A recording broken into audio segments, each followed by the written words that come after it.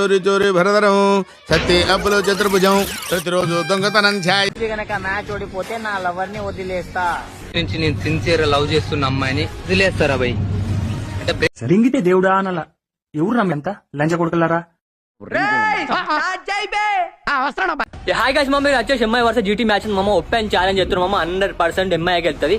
మా ఛాలెంజ్ చేస్తున్నా ఎంఐ కాకుండా జీటీ గెలిచింది అనుకో ఓపెన్ ఛాలెంజ్ చేస్తున్నా. నా టాయిలెట్ నేను తాగుతాం మామ. రిలేషన్ సీరియస్ చూడరా తెంగు కానీ అతి తెంగు.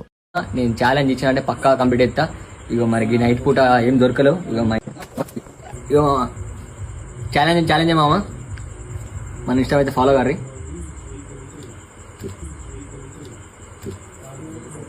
ఈ మాత్రానికి వచ్చిపోయే నలుగురు మంట కూడా వచ్చు కదరా. హాయ్ గైస్ మామ, మీరు వచ్చేసి జీటీ వర్సెస్ ఎల్జీ మ్యాచ్ మామ ఓపెన్ ఛాలెంజ్ చేస్తున్నా.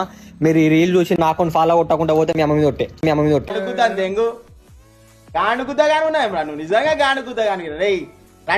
ఒకవేళ మన పంజాబ్ కాకుండా ఆర్సీబీ గెలిచిన అనుకో ఓపెన్ ఛాలెంజ్ చేస్తున్నా మామ. నా లైగర్ కి వచ్చేసి లిప్ టు లిప్ కిస్ ఇస్తా. ఫైనల్ అయితే మన ఇక మళ్ళీ ఇస్తున్నా.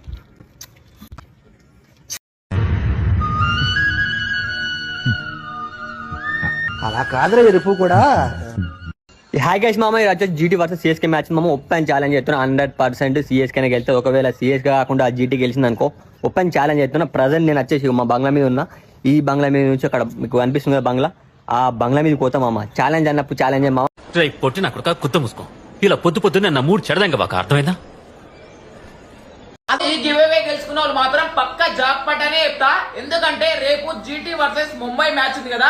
సో రేపు ముంబై ఎంత స్కోర్ కొడుతుందో కరెక్ట్ గెట్ చేసిన వాళ్ళకు 20,000 ప్లస్. ఇప్పటి నుంచి రేపటి వరకు నాకు ఎంతైతే ఫాలోవర్స్ పెరుగుతారో అవి కూడా యాడ్ చేసి సపోజ్ రేపటి వరకు. గైస్ వీడి మాట వినకండి, వీడియో ఎర్రిపోకు, వీడి మాట వినకండి. సో గైస్ రేపైతే కేకేఆర్ వర్సెస్ ఆర్ఆర్ మ్యాచ్ ఉంది కదా. సో రేపైతే గివ్ అవే ఇస్తున్న ఆర్ఆర్ మీద 19,500 రూపాయలు అయితే లండి కొడకల్లారా, చెత్త నా కొడకల్లారా, నీ అబ్బ నీచపు నా కొడకల్లారా, నీచపు నా కొడకల్లారా, నీ అబ్బ గుడిచెట్టు నా కొడక. మాకు 5 కప్పులు ఉన్నాయి అంటున్నావు. సరే మీకు 5 కప్పులు ఉన్నాయి. ఫిక్స్ చేసుకొని 2 సంవత్సరాలు బ్యాన్ అయిన టీం మీది. నువ్వు ఇలాగే మాట్లాడుతున్నావు అనుకో నీకు ఎక్కడ మాట పెడతాను నాకే తెలియదు. చెత్త లంచా. ఒకవేళ ఎస్ఆర్హెచ్ కేకేఆర్ తో ఓడిపోయింది అనుకో ఈ సగం గుండు కొట్టించుకొని ఊరు మొత్తం తిరుగుతా.